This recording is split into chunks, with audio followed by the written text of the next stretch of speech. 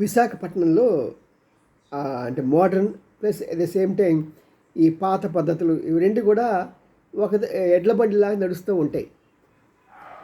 ఎడ్ల బండి అంటే జ్ఞాపకం వచ్చింది. ఇప్పటికీ మన విశాఖపట్నం పక్కనే ఉన్న విజయనగరంలో ఎడ్ల బండ్లు ఉంటాయి.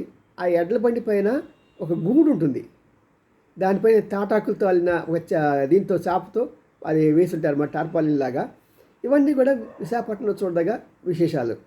ఏదేమైనా సరే మొన్న ఏమైందంటే, నేను కొద్దిగా ప్రశాంతంగా ఉండాలి అనే ఉద్దేశంతో ఆర్కే బీచ్కి వెళ్ళి కూర్చొని నాకు ఈ మధ్య అసలు ఎవరెవరు వీడియోస్ ఎలా చేస్తున్నారు, ఏంటి, వాళ్ళకి కారణం ఏంటి, వాళ్ళు ఎంత బాగా చేస్తున్నారు, వాళ్ళ విశేషాలు ఏంటి, వాళ్ళ యూనిక్ సెల్లింగ్ పాయింట్ ఏంటి అని తెలుసుకుందాం ఉద్దేశంతో నేను అలాగా మన వేణుస్వామి గారి అస్ట్రాలజర్, మరి చాలా ఫేమస్ ఆ అస్ట్రాలజర్ యొక్క వీడియోస్ చూస్తున్నా.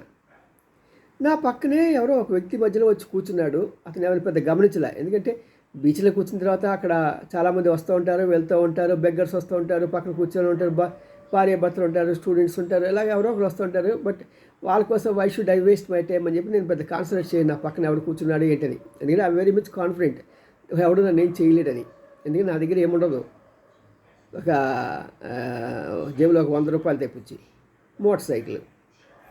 కాబట్టి నేను చాలా ధైర్యంగా కూర్చుంటాను. ఒక గంటన్నర సేపు నేను చూస్తూనే ఉన్నాను. ఆ తర్వాత ఒక వెంటనే సారు మీరు ఆపేయండి అన్నాడు కోయి దొర. ఎవడరా వీడు అని చూశాను. మీరు చూస్తున్న ఈ స్వామి ఎవడండి అన్నాడు. అంటే ఈయన చాలా ప్రసిద్ధి చెందిన ఆ స్వామి వేణుస్వామి గారంటే చాలా ప్రసిద్ధి. జాతకాలు చూస్తాడు, ముహూర్తాలు పెడతాడు. పెద్ద పెద్ద సినిమాలు డైరెక్టర్స్ అందరు కూడా ఈయనే ముహూర్తాలు పెడతాడే బాబు.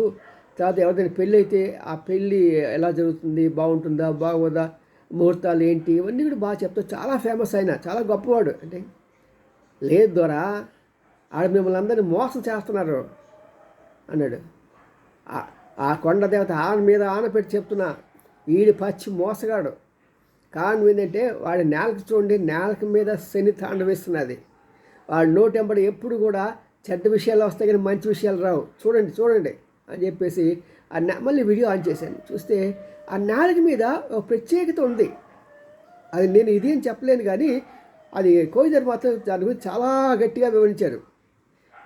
ఈ నేలకి ఇలాగ ఉంటే వాళ్ళు దరిద్రపు వాళ్ళండి. పక్కవాడు పొట్టకొట్టి వీడు పొట్టను పెంచుకుంటాడు చూడండి, కాదు వీడు పొట్టకొట్టి చూడండి ఎలాగ ఉందో అన్నాడు. అయ్యా ఆయన పెద్ద ఆయన, అయ్యా నువ్వు అనకూడదు, నేను ఇలాంటివన్నీ మళ్ళీ టీవీలో వేసామంటే నా మీద గొడవ వస్తుంది అంటే, లేదు స్వామి ఇతనికి భయంకరమైన వ్యాధి రాబోతున్నది రేపు ఆగస్టు 23కి. ఎందుకంటే అక్కడికి 10-15 రోజుల ముందే, ఎందుకంటే ఆయన జాతక చక్రం అలా ఉంది. మీది తప్పు లేదు, నాది తప్పు లేదు. ఆయన జాతకం చక్రం అలా ఉందని నాకు కొండదేవ చెప్తున్నది.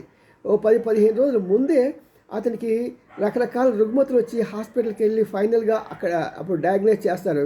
ఆ తర్వాత ఒక సంవత్సరం 3 నెలలకి ఆయన పరిస్థితి మరీ దారుణంగా ఉంటుంది.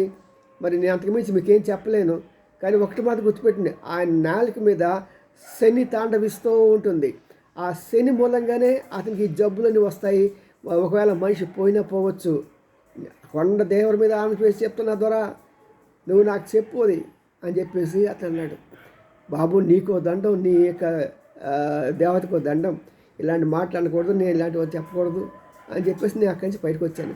బట్ ఏదేమైనా సరే ఇలాంటివి ఎందుకు జరుగుతాయో అర్థం కాదు. సాధారణంగా వైజాగ్లో ఈ కొండ